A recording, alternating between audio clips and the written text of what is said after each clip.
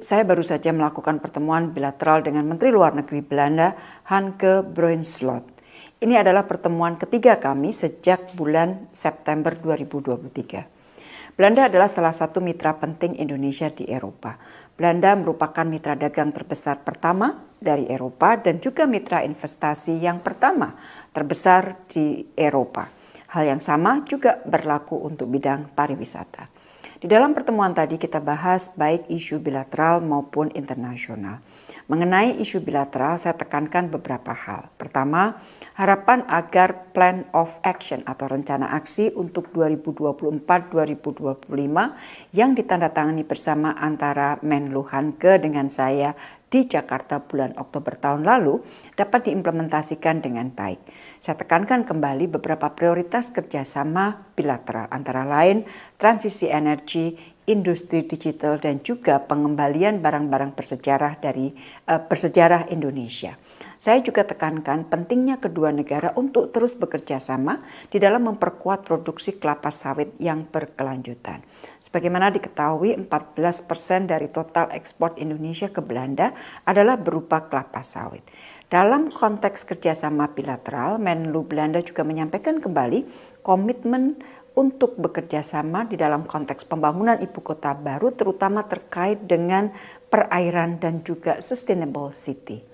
Belanda juga menyampaikan dukungan penuh bagi aplikasi Indonesia untuk menjadi anggota OECD.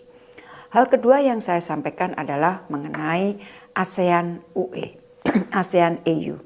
Kami berdua akan hadir dalam pertemuan para Menlu ASEAN EU di Brussels yang akan diselenggarakan 1 dan 2 Februari 2024. Rekan-rekan, EU adalah salah satu mitra penting ASEAN dan ASEAN dengan penduduk lebih dari 650 juta memiliki potensi yang sangat besar untuk mengembangkan kerjasama dengan EU.